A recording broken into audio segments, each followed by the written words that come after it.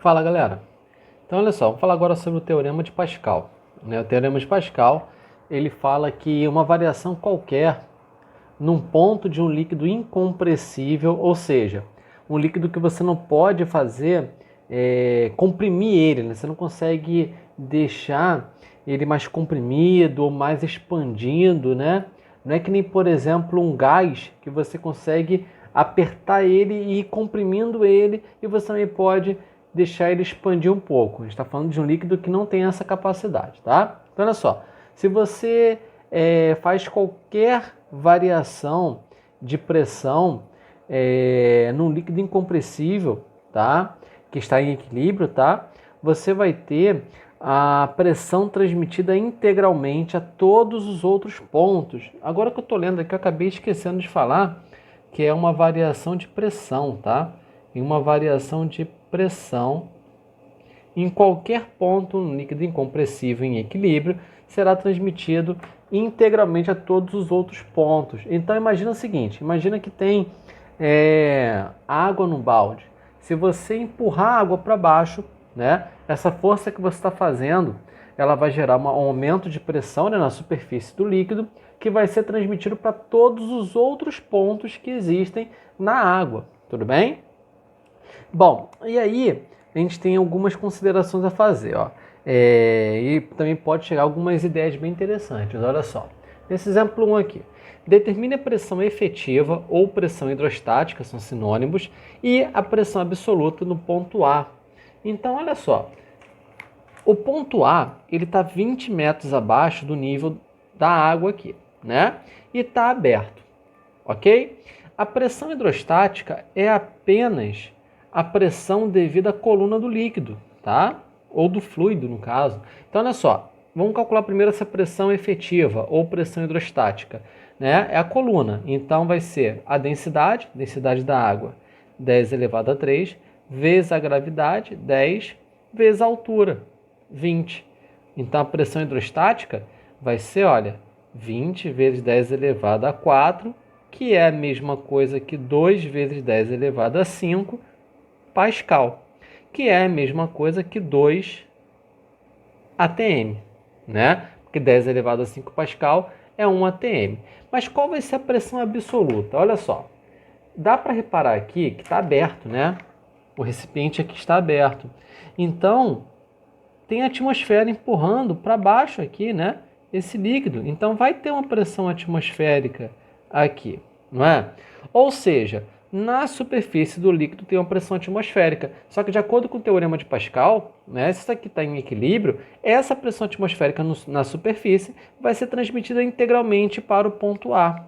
Então você pode falar que no ponto A você vai ter uma pressão absoluta, tá? Eu vou chamar aqui, ó, de pressão absoluta, PAB, vai ser igual, né, a pressão efetiva ou pressão hidrostática mais a pressão atmosférica, tá? Nesse caso só tem essas duas, né? Então você pode falar que é a soma. Então vai ser, ó, a pressão efetiva não era de 2 atm, mais a pressão atmosférica, que é 1 atm. Então a pressão absoluta que você vai ter vai ser de 3 atm. Tudo bem? Ah, e se eu quiser em Pascal? Bom, em Pascal vai ser 3 vezes 10 elevado a 5 Pascal, ok? Ah, se eu quiser em centímetro de mercúrio, bom, aí tu tem que multiplicar 76 centímetros de mercúrio por 3, né? Porque cada 1 atm são 76 centímetros de mercúrio. Tranquilo? Bom, e aí essa daqui é a primeira ideia que a gente vai ter do Teorema de Pascal. A segunda ideia é aplicada em vasos comunicantes, tá? De líquidos em equilíbrio. Então, olha só, esse primeiro desenho aqui, ele é uma mistura do Teorema de Pascal com o Teorema de Stevin, né? Imagina que eu coloquei um líquido qualquer num recipiente aqui aberto, né? Tem a pressão atmosférica nesse ponto aqui, ou seja, o líquido está em contato com uma parte que tem pressão atmosférica, tá? Então, você pode falar o seguinte, primeiro, a superfície do líquido, né, ela vai ficar numa horizontal, ok? Isso daí é por causa do Teorema de Stevin. E A ideia do Teorema de Pascal fala o quê? Olha só, a pressão no ponto A, vamos botar aqui, ó, ponto A, né, é igual à pressão no ponto B. Mesmo o ponto B não estando diretamente embaixo de uma região que tenha pressão atmosférica. Tudo bem? Não importa. Se aqui, ó, você tem a pressão, né, atmosférica nesse ponto aqui, você pode falar que ela está sendo transmitida integralmente para todos os outros pontos.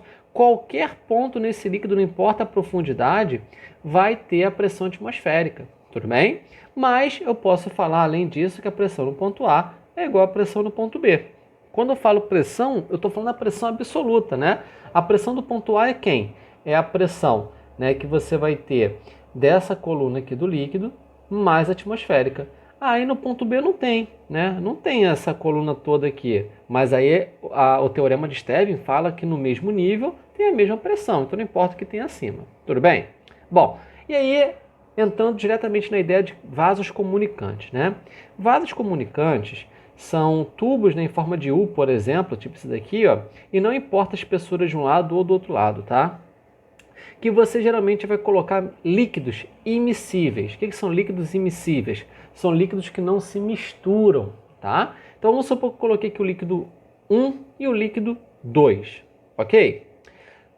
Às vezes acontece de ter uma situação de equilíbrio que o nível é diferente. Aí você fala, poxa, mas na lei de Stevin, lá no teorema de Stevin, não tem que ficar numa superfície horizontal?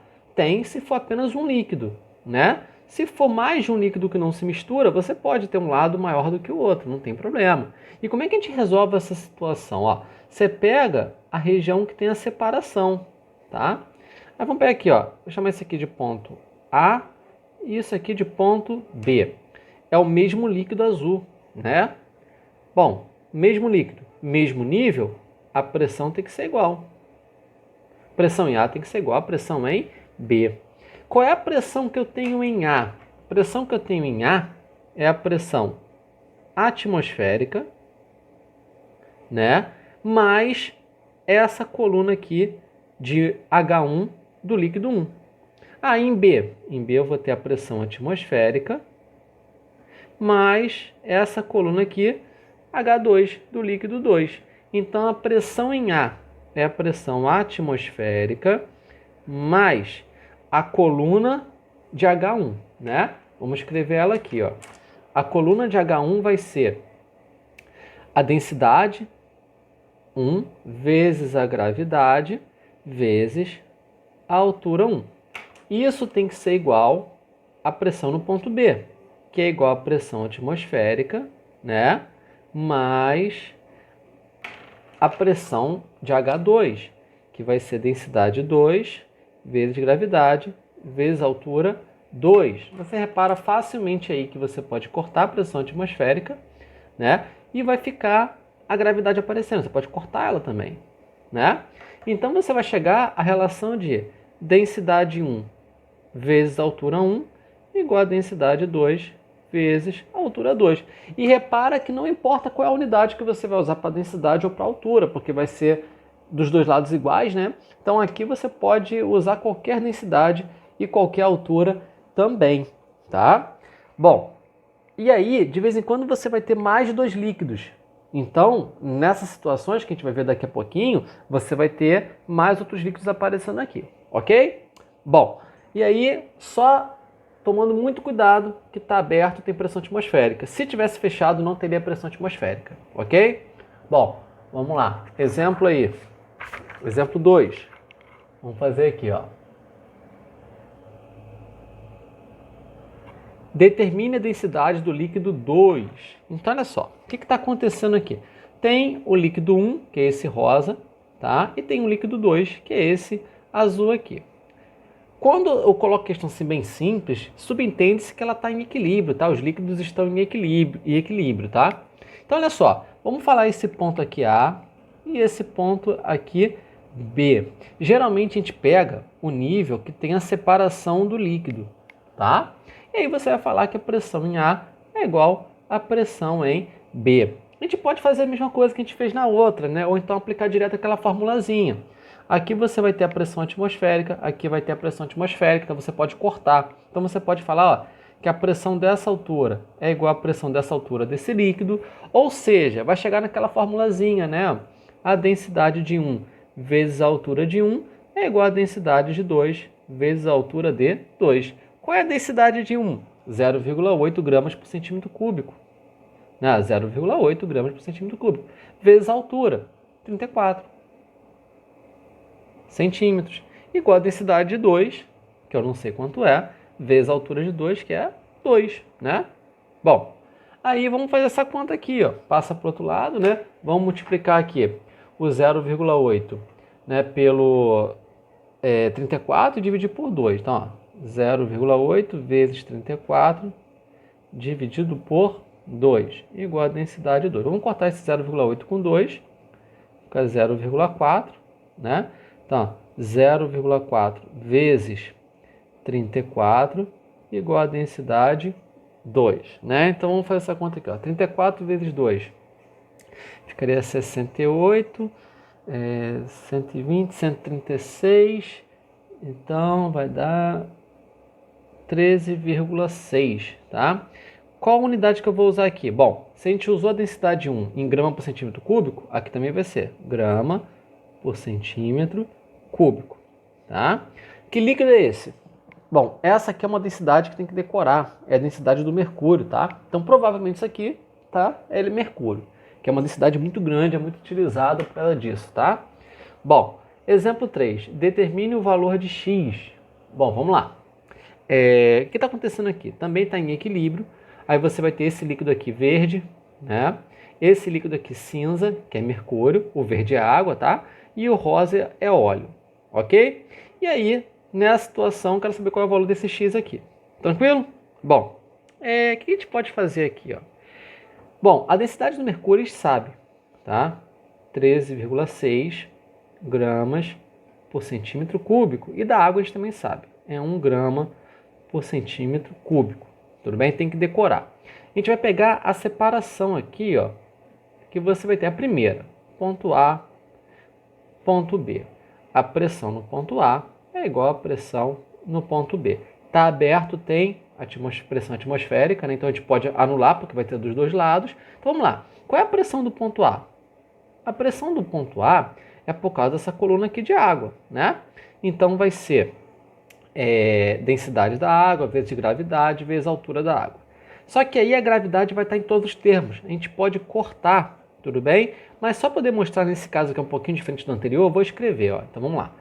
Vamos pegar essa densidade, essa pressão que vai ter aqui dessa coluna, né? Vai ser a densidade da água, né? Vamos ter aqui a densidade da água vezes a gravidade vezes a altura da água aí. Tem que ser igual a pressão no ponto B, que vai ser a pressão atmosférica, né? Só que já vou cortar porque tem dos dois lados. Então, mais a pressão dessa coluna aqui de mercúrio, que tem uma altura que eu não conheço, vamos chamar a altura H, tudo bem? Vamos chamar de, só para deixar diferente, aqui vamos botar H1, tá? E esse aqui vai ser H2, tudo bem? Então vai ser, ó, a densidade do mercúrio vezes a gravidade vezes H2, mais a pressão dessa outra coluna aqui, do óleo, né? Que vai ser a densidade do óleo vezes a gravidade vezes a altura 3. Vamos botar aqui, ó, H3. Tudo bem? Só que aí você vai reparar que nos três termos tem G, então você pode cortar G. Tá? Então você pode pensar apenas em relação das densidades e alturas. Tá? Então vamos lá. Densidade da água, 1. Tá, a altura da coluna de água, 32. Densidade do mercúrio, 13,6. Altura do mercúrio, não sei. Então, H2. Mais densidade do óleo, 0,8, né? Vezes a altura do óleo, 6. Então, ó, 32 vezes 1 é 32, né? Igual 13,6 vezes H2 mais 0,8 vezes 6, 4,8. Então, passa para o outro lado, ó, 32 menos 4,8 igual a 13,6 H2. Né? Vamos acabar a conta aqui do lado. 32 menos 4,8 dá quanto? Dá 27 27,2. 27,2 igual a 13,6 H2. Passa para o outro lado. 27,2 dividido por 13,6 igual a H2. Acontece isso aqui vai dar 2, né? Ó, 13 vezes 2, 26, né? Vai dar 2 aqui. Então, 2, qual unidade? As alturas estão em centímetros, então aqui vai ser centímetros também. Descobrir qual é o valor dessa altura 2. Tranquilo?